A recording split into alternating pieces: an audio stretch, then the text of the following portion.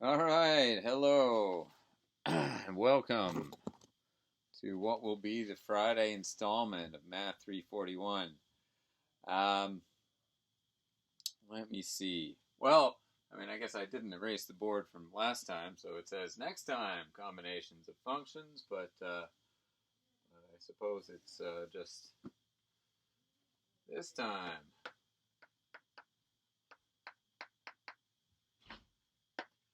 Uh, Combinations of continuous functions.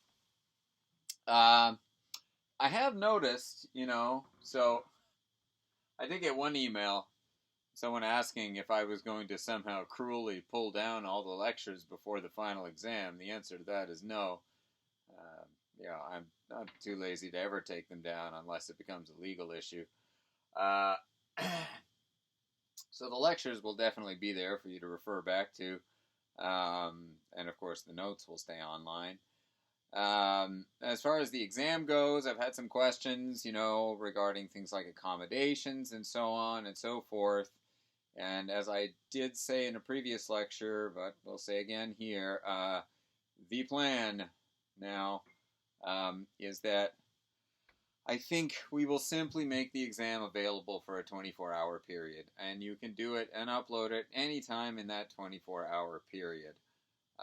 Which should give more than enough time for everybody, regardless of situation, and hopefully regardless of internet connectivity or time zone, the opportunity to complete the exam in a timely fashion.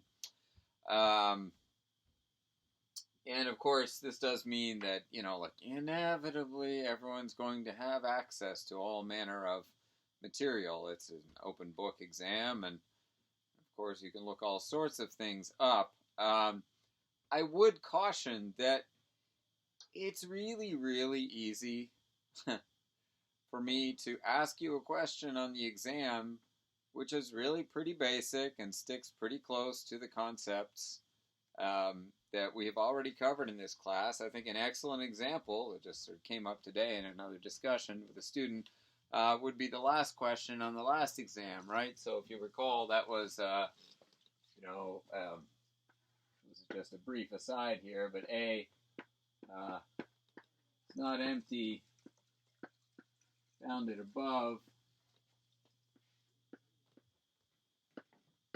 and I believe it was something like,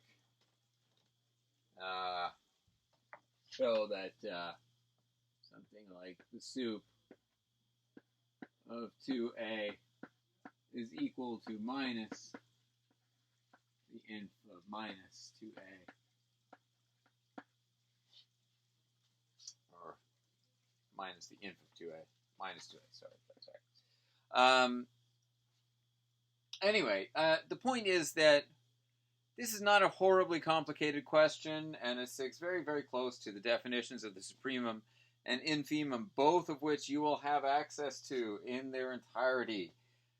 However, if you don't really understand the notion of the infimum and the supremum, all the Googling and all the textbooks in the world are not going to help you, because it's really easy for me to whip up a question that appears in no textbook anywhere, just by changing a few little things.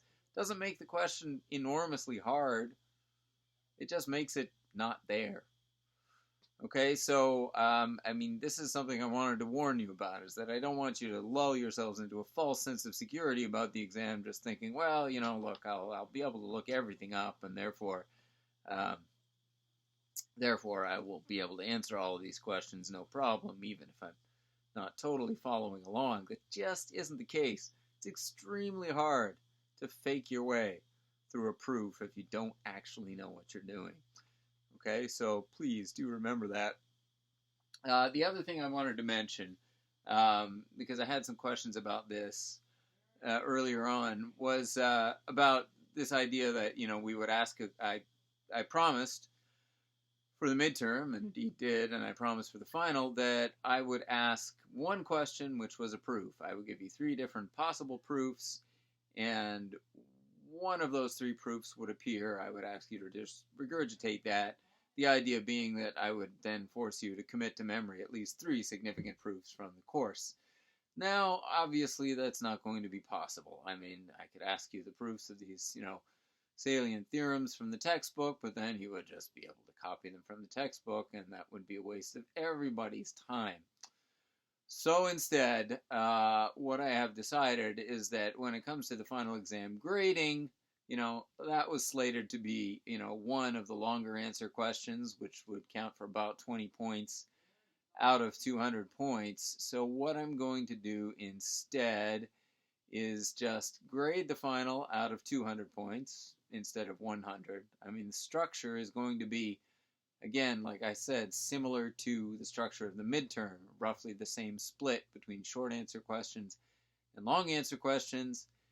The difference will be that I will give you a head start. So I will give you 20 of those 200 points right off the bat, meaning that out of the remaining 180, you somehow have to muster only 80 of them to actually pass the final exam, which I desperately hope you can do. Please, come on. All right.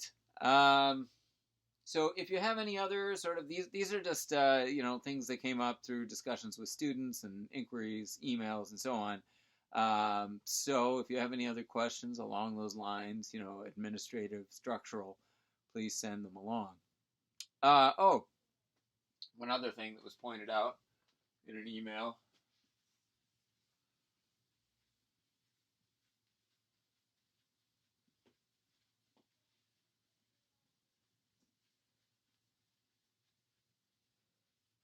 Was the following. So at some point I had put up the Squeeze Theorem, and as an example, I had said consider the function x to the 3 over 2, and I had said somewhat lazily, in retrospect, that you could squeeze this function x to the 3 over 2 in between x and x squared, and somehow in the back of my mind I ignored the fact that I was thinking about values of x that are greater than or equal to 1, right? So if this would be, say, x greater or equal to 1,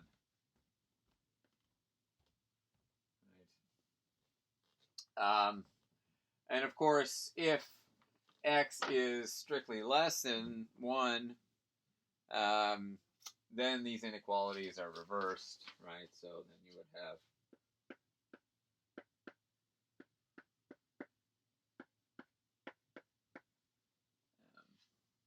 and this would be for x, say, greater or equal to 0, less than 1. Anyhow, the point was that you should be a little bit careful when you're using the Squeeze Theorem. The other question that came up when I was using the Squeeze Theorem was, well, here I have two different inequalities, right? Two different ways in which I could use the Squeeze Theorem to try to prove something about the function in the middle, x to the 3 over 2. And so the question was, if I want to use the Squeeze Theorem, does this inequality have to hold for the whole domain of the function? And the answer is no. Okay, so in the case of the Squeeze Theorem, of course, you're always taking the limit as x approaches some point c.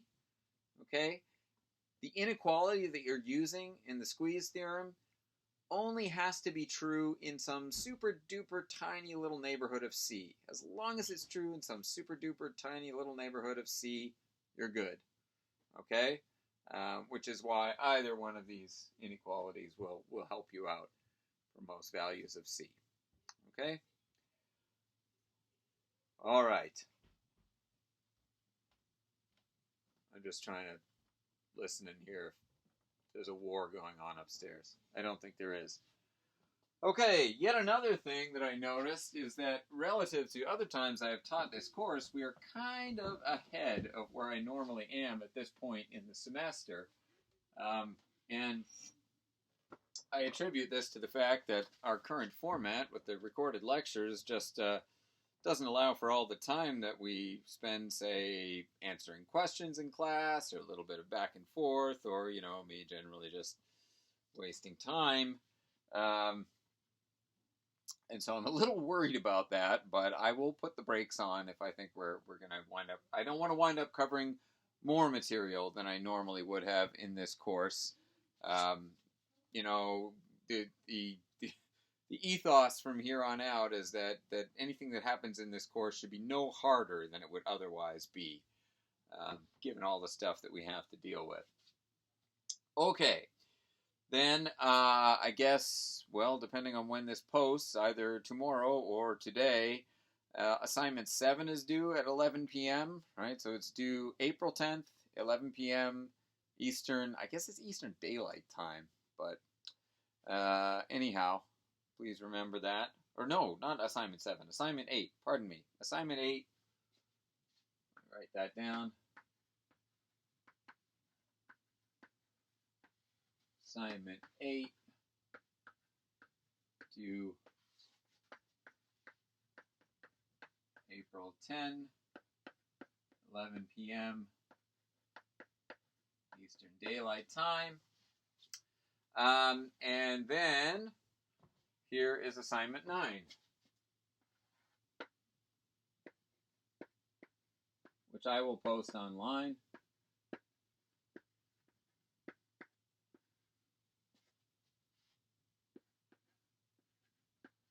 That will be due April 17. Once again, 11 p.m. Eastern Daylight Time. And that's going to cover material on continuous functions. So from section 5.1, 3, 5, 10, 12. From section 5.2, 1, 3, and 7. And from section, section 5.3, 1, 5, 11, and 13. Okay. So, there's assignment 9. Okay, so this is the introduction to continuity, what it means for a function to be continuous or discontinuous. 5.2 is combinations of continuous functions, and 5.3 we will at least start today, if not finish. And that's on continuous functions on closed bounded intervals, which have some pleasant properties. Okay. Completely unrelated to any of this, I'm thinking about buying a dog. So, you know, if you have any suggestions, it needs to be medium-sized, it needs to not shed too much, and it needs to be not a pain in the butt to train. Easygoing, not stupid dog. So, you know, Irish setter, I don't want to hear about it. Okay? But feel free to suggest them. All right. Let's get going.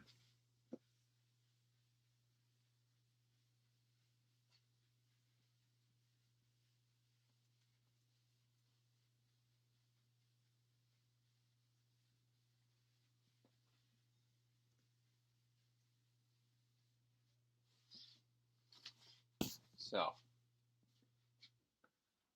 there's combinations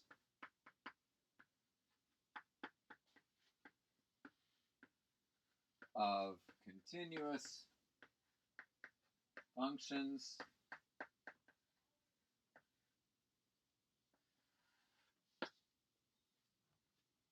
and that's section 5.2. All right, so I'll just summarize it with the basic theorem, and I think I mentioned even last time that essentially this theorem just follows from the theorem about limits, which follows from the theorem about limits of sequences, okay? So I'll just state it and we'll be done with it. So let f and g be functions from a to r, and we will let them both be continuous on A, and let B be a real number and finally C be an element of the domain A. Okay? So recall, continuous on A is just a shorthand for F and G are continuous at every point in A. Okay? Then, I guess part one would be that F plus G, F minus G, FG, B times F are continuous on A. Okay. And that F divided by G is continuous at C if G of C is not equal to 0. The upshot of which is that F divided by G is continuous everywhere on A that G of C is not equal to 0. Okay, which could be all of A, but in general may not be. That's it. So the basic rules about combining continuous functions are identical to the basic rules about combining functions which have a limit as x approaches C, which are essentially derived from the basic rules for combining sequences which converge. All right. Drink that all in. Okay. So the only sort of newish and interesting thing to do here is to talk about composition of continuous functions.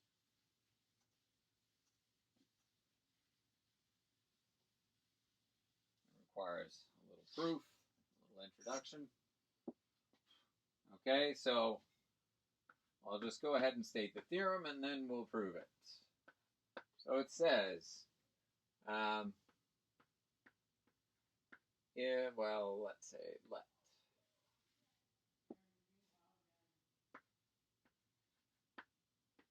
F be a function from A to R, and G be a function from B to R with F of A contained in B. Okay, so what am I saying here? We've got two functions on the real numbers, and the image of the function F is contained in the domain of the function G. The reason for requiring that is so that I can compose these two functions. I can compose F and G. So what are the requirements for continuity? What we want to know is, when is G composed with F a continuous function? At which points is it continuous? Under what conditions is it continuous? Okay? So if, here we go, if F is continuous at C in its domain A, and G is continuous at F of C, which of course belongs to B, then the composition G composed with F is continuous at C in A.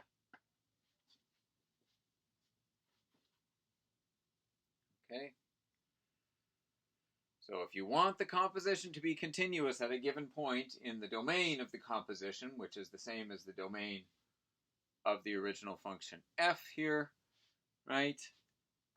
Then not only does F have to be continuous at that point in the domain, but G also has to be continuous not at C, but instead at f of C. Okay? So, those are the requirements. Stare at that for a minute. Right?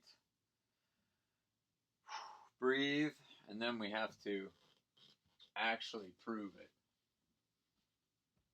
You know, all kinds of weird things happen when you get cooped up for long enough. One of the weirdest things I've noticed is that, I don't go out and waste money on anything anymore. I mean, I can't remember the last time I got a cappuccino or just sort of randomly decided that the kids and I were going to go out for dinner or whatever. So there's all this extra money kind of lying around. And, all of a sudden, when you buy something on Amazon and then it's like, people who bought this also enjoy it. And half the time you're like, what? How would he? All of a sudden those suggestions start seeming like a good idea. Like, yeah, maybe. I'm trying to cut back on the useless stuff I buy, but it's hard. It's very hard. I mean, for instance, arriving tomorrow, according to USPS tracking, is a set of wooden gymnastics rings. I don't know where I'm going to put them. I'm not even sure what I'm going to do with them. But they're coming.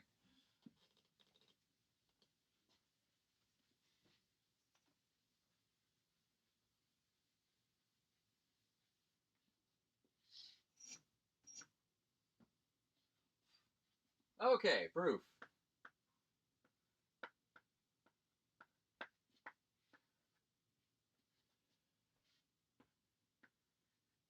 Step 1 is always let epsilon greater than 0 be given. I mean, technically speaking, it's not exactly a limit question, but the definition of continuity requires that for all epsilon greater than 0, there exists a delta greater than 0 such that some things hold true. And then 2, I guess, would be to analyze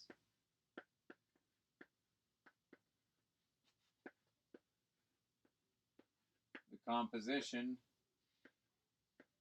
at an arbitrary point x minus the composition evaluated at C.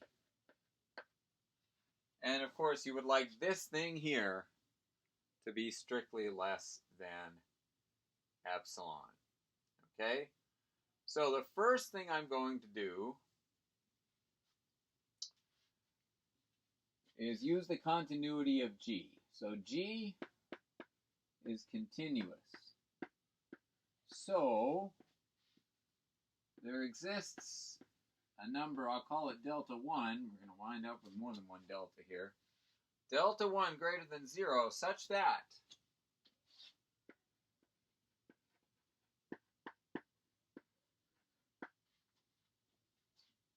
the distance from G of some arbitrary point y belonging to the domain of G minus G at some fixed point, and I'm going to choose a very special fixed point, namely the point f of C, which we know again is in the domain of G, such that this distance is less than epsilon if the distance from y to f of C is less than delta 1. Okay? I should say, maybe just for completeness, that y belongs to B. Okay, so I want to look at this for a second here. Okay? All I am using is the continuity of G, right? G is a continuous function. Its domain is this set B, right? And so in general, that would say, given epsilon greater than 0, G at some random point in its domain minus G at a fixed point in its domain is less than epsilon if the distance between the random point and the fixed point is less than some magical delta 1 in this case. Okay? It's just that instead of using the letter C like we did in our original definition to be the placeholder for the fixed point as opposed to the moving point, we are instead using the particular point f of c, okay, for reasons that will become clear shortly. All right. So the idea is that we want this thing to be small, right? And the only thing we're allowed to control is the distance from x to c, okay? This first step is saying, well, okay, this thing has the basic form g of y minus g of f of c, where y is f of x, okay? So it's saying that you can make this thing small as long as whatever you're feeding to g over here, as long as whatever you're feeding to g here is pretty close to f of c. So in the final analysis, y is going to be just f of x. In other words, as long as we can make f of x close to f of c, then g of f of x minus g of f of c will be small. That's what this step is saying. And then, of course, we can then apply the continuity of f, because that's exactly what the continuity of f gives us. It tells us, yes, indeed, you can make f of x minus f of c small, provided you make the distance between x and c itself small. So that will be the next step. And let me maybe just erase the top two lines here so we can try and squeeze it all on one board.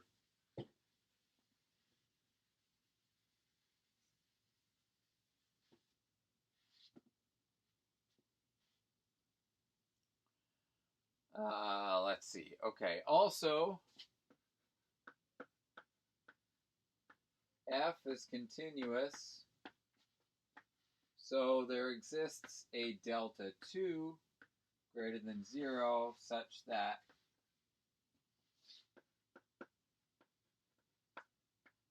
f of x minus f of c is less than delta 1 if x minus c is less than delta 2. Okay? So what have I done here? What I've done is I've used the continuity of f, and instead of just running with the original epsilon, in place of epsilon, I've used exactly the delta value that I got from the first part of the proof, from the continuity of g. Okay? I've said, okay, if I use that instead of epsilon, well, it's still a number bigger than 0, and therefore continuity says there's still, I apologize, I was pointing to the wrong thing. I have used delta 1 from the first part of the proof here in place of epsilon. But this delta 1 is still bigger than 0. And therefore, by the continuity of f, there exists some other delta 2 bigger than 0, such that the distance between the function values, f of x and f of c, is going to be less than delta 1 if the distance between x and c is less than delta 2. Okay? And then with the idea of the proof then is then you say, well, okay, I'm given epsilon in the first place. I'll choose the distance from x to c to be less than delta 2. If I do that, I can conclude that the distance from f of x to f of c is less than delta 1. And then I can take this f of x minus f of c and put it in here for the y minus f of c thing. It will be less than delta 1, from which I can conclude that after applying g to both of those things, the distance is less than epsilon. And that's exactly what I wanted. I wanted g of y, where y is f of x, minus g of f of c to be less than epsilon. So thus,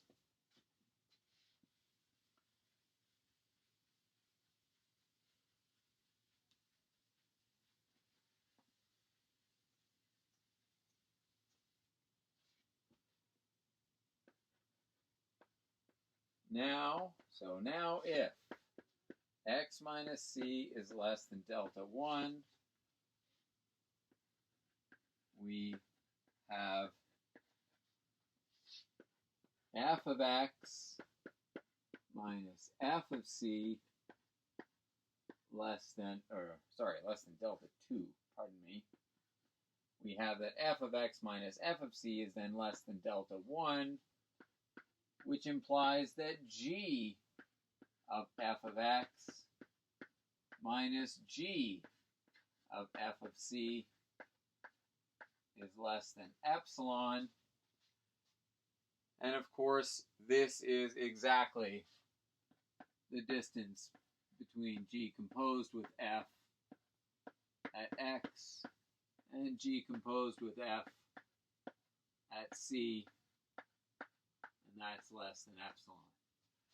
All right, so we have showed that given this epsilon greater than 0, there is some distance, delta 2, in this case, between x and c, such that if that x minus c absolute value is less than delta 2, then through 2 stages, we can conclude that the distance between the composition evaluated at x and the composition evaluated at c is strictly less than epsilon.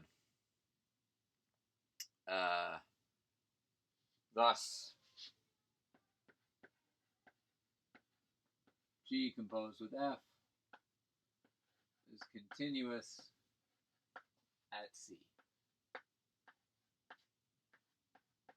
That's what we wanted to show. Okay. I guess this is where I would ask for questions, but I can't ask for questions, so, onward.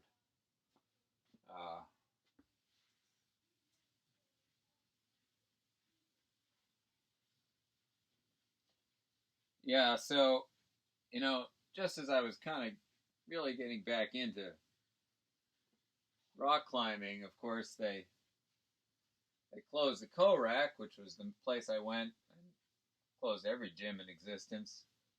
And I can kind of understand, since I guess a rock climbing gym is sort of literally they're all bad, but literally the worst idea for avoiding the spread of, COVID-19. Given that everyone puts their hands on everything and never washes them.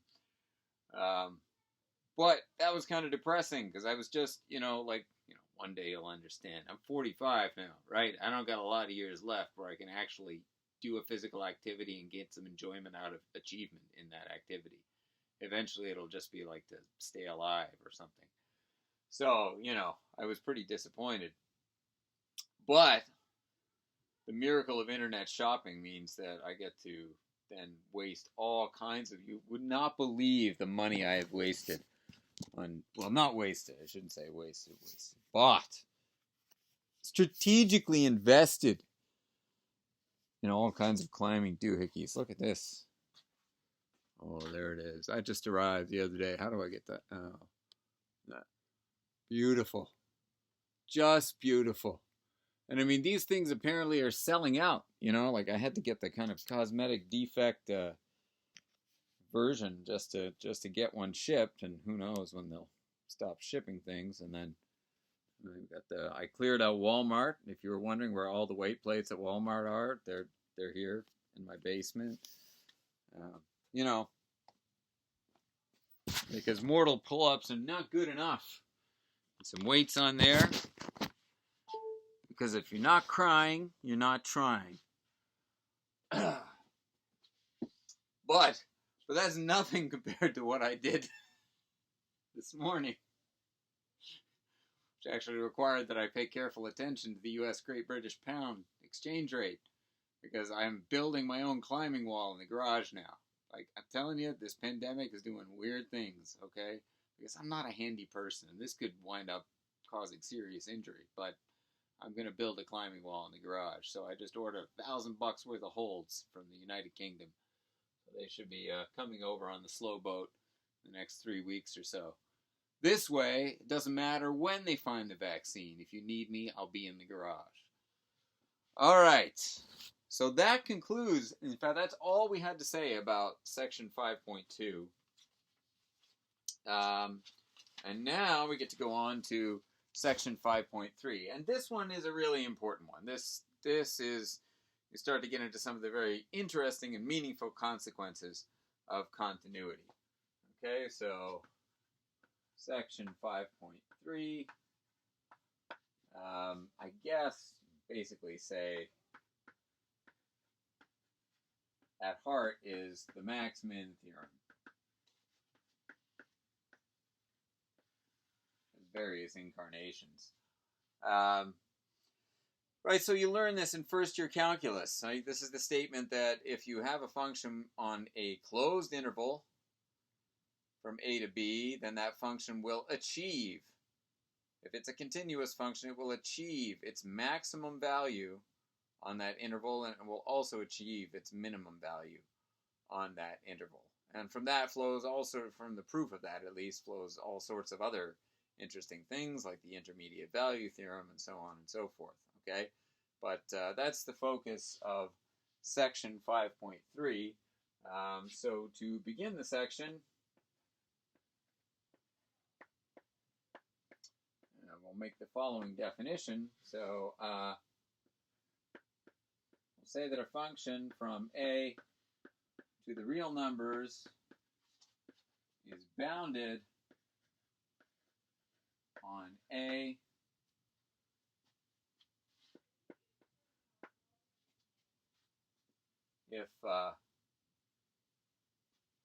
if there exists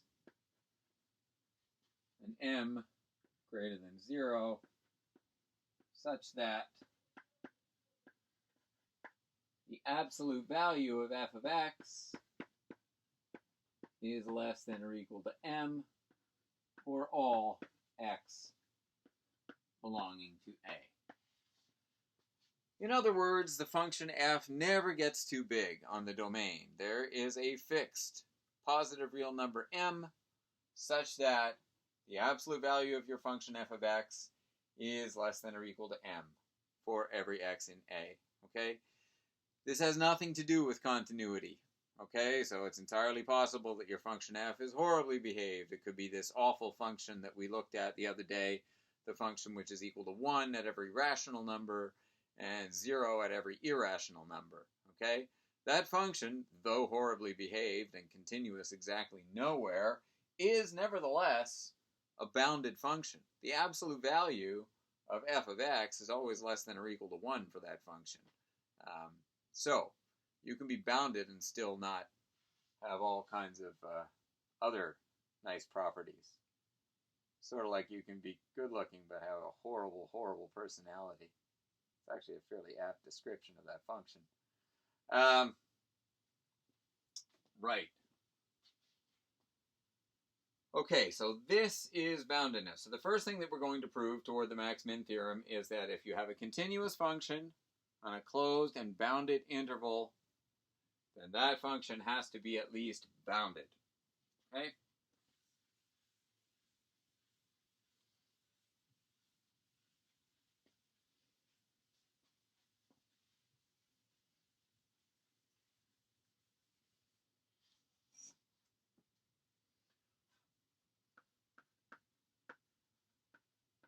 Theorem. So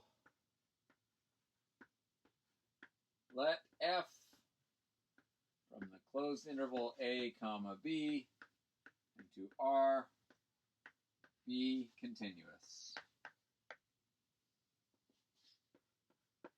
Then f is bounded on that same interval.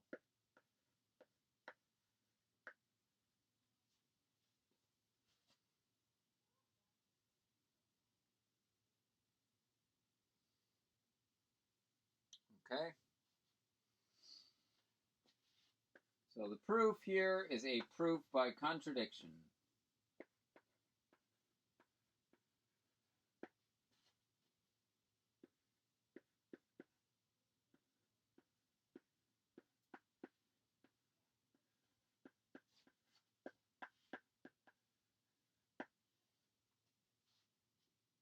Okay, so we will suppose that it's not bounded and prove that that would mean it cannot be continuous. Okay, so suppose f is not bounded on this closed interval from A to B. What does that mean? Well, it means that no matter how big a number you give me, I can find some point in this interval such that the absolute value of f at that point is bigger than the number that you gave me. Okay? The size of the function can be made arbitrarily large as long as I'm allowed to choose whatever point I want in here. So one way to phrase that then is to say that for any natural number n,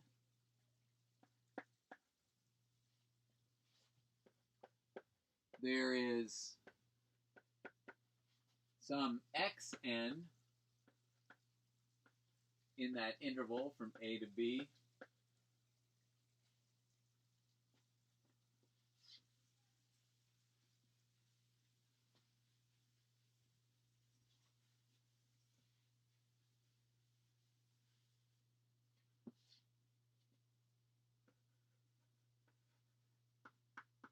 such that the absolute value of f of xn is greater than or equal to n, right?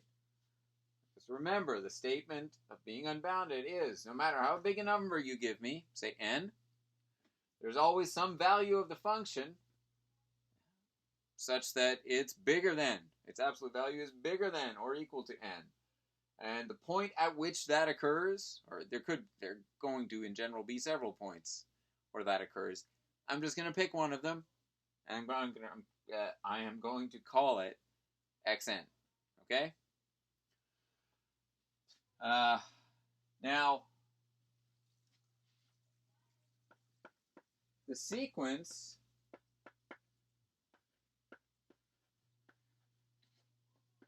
xn is bounded, right? Why? Because, well, all of those xn's, they belong to the closed bounded interval from A to B, so they all satisfy this inequality, right? And so it's a bounded sequence. So, by the Bolzano-Weierstrass theorem, right, it has a convergent subsequence.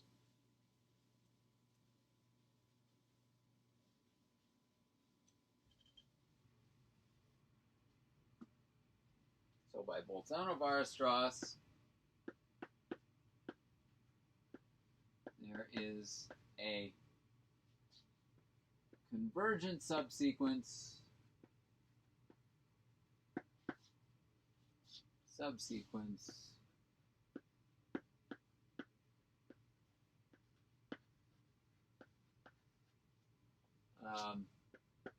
x and k converging to some x, and this is the important bit about that interval being closed. That limit x has to belong also to that closed bounded interval, right? Reason being that all the xn's, right, and therefore all the xnk's in this subsequence, they're all greater than or equal to a, less than or equal to b. So if you think of a as being the constant sequence, a, and b is the constant sequence, b, then we have this little result about sequences which says that, you know, if you've got a sequence which is sandwiched in between two other sequences, you know, then the limit of the guy in the middle has to be less than or equal to the limit of the big guy and bigger than or equal to the limit of the little guy. Long story short, the limit of this convergent subsequence has to lie in here. Okay?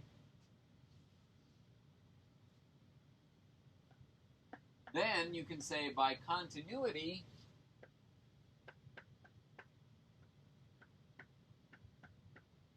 if you apply f to that subsequence, that should converge to f of x. And the only thing that's important here is to remember that at f of x is a real number. Okay? And this is a problem, okay? Because you've got that f of x and k converges to f of x, which is a real number, but we've also got this statement up here. Right? So, but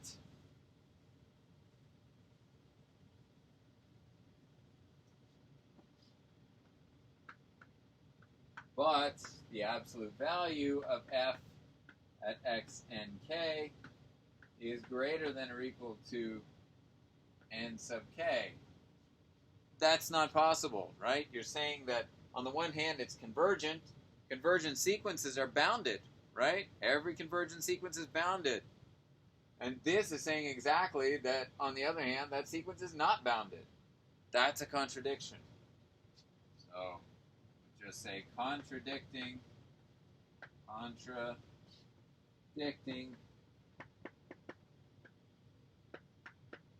the boundedness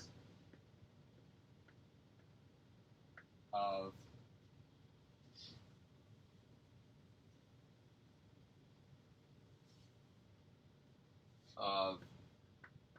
f of x and k.